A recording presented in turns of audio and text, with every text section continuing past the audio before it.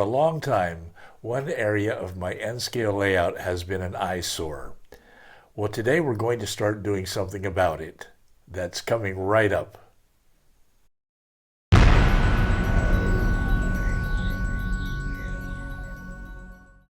Hi, I'm Roy Smith. You've been watching me create Echo Canyon on my layout for some time now. Even so, the canyon isn't totally finished. I still have to add vegetation and other details. But when you look to the west of Echo Canyon, you see an unfinished area of my layout. To me, this unfinished area is an eyesore, and I can't go on neglecting it any longer. So I'm going to do something about it right now. Then we'll come back to Echo Canyon later on. Let me show you what I mean. First, here you see Echo Canyon, which I have been working on for some time. Then, as you look westward, you see this unfinished area of my layout. It looks like it is a part of Echo Canyon, but it's not. It's actually the beginning of the Pocatello Subdivision. Let me explain. On this map, I've circled the Pocatello Subdivision in red. The subdivision splits off from the Evanston Subdivision at Granger, Wyoming, and from there it runs on up to Pocatello, Idaho. It's part of the Union Pacific's main artery to the Pacific Northwest, especially to Portland, Oregon. And here's how I've tried to depict it on my layout. The Pocatello Subdivision amounts to a staging yard on my layout. It allows me to add more traffic to the layout. From Pocatello, trains can run to Green River and points east, and to Evanston and points west. This video is not the first video I've done about the Pocatello staging yard. In fact, it's the 5th one.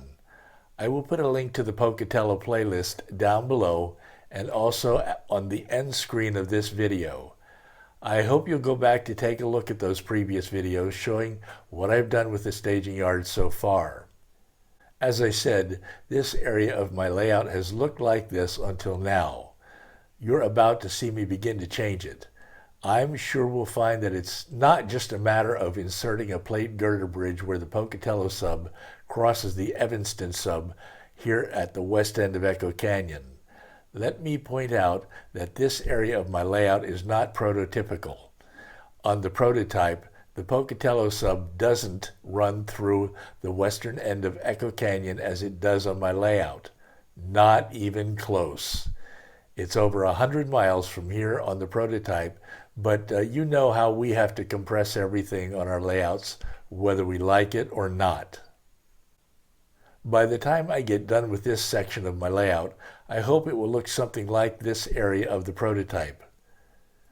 Okay, let's get going and see how much progress we can make today. I'm sure we will find that it's not just a simple matter of inserting the plate girder bridge into the track arrangement.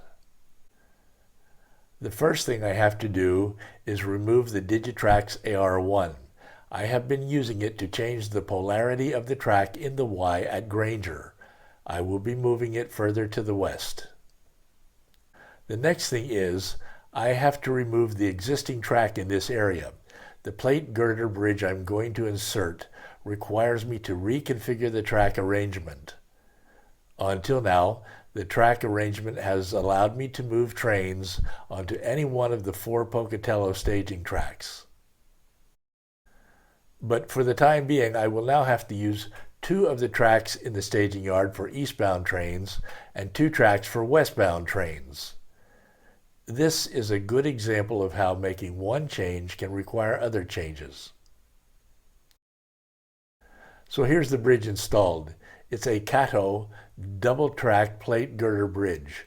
Those piers are also Catos. I don't really like them, so I'll probably buy or build bridge abutments. The next thing I have to do is raise the girdered bridge so that there's enough clearance for trains to pass underneath. I have found that I have to raise the bridge by a staggering ½ an inch. I'm testing the clearance using an intermodal double stack, the tallest type of freight car on my layout. Naturally, raising the bridge also means raising the track adjacent to both ends of the bridge. Let's go over to Granger, Wyoming on the other side of the scenic divider to see how I'm raising the track. Here at Granger, you can see how I'm raising the track with short pieces of popsicle sticks stacked up. Again, I'm raising the track because I need to have sufficient clearance under the girder bridge. It's not a pretty sight, I know, but it works, and the popsicle sticks won't be visible after I scenic this area. The plastic roadbed of the Cato Unitrack provides adequate support for the track in between the little stacks of popsicle sticks.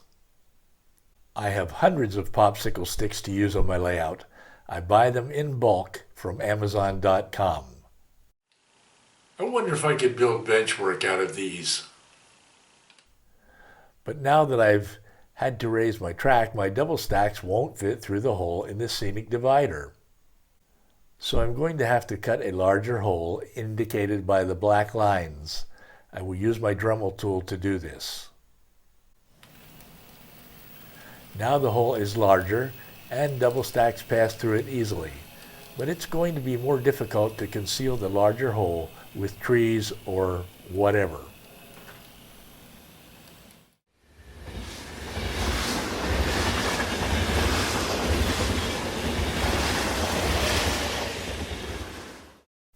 Well, there you have it. I installed a plate girder bridge, but in the process I have had to do a number of other things, like changing the track configuration, raising the track level, and making the hole in the scenic divider larger. It seems like we always have to make these kinds of changes as we go. Again, there's still a lot of work to do on this scene, so be sure to subscribe and hit that little bell icon if you're new here so that you don't miss any of the upcoming episodes. Be sure to hit the thumbs up button if you liked this episode. And post your comments down below, because sharing our ideas and experiences is one of the best things about model railroading. And remember too that there's still more work to do at Echo Canyon as well, so we'll be coming back to that.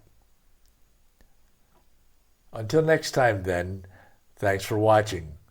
Happy railroading. I'm Roy Smith, and I will see you again very soon.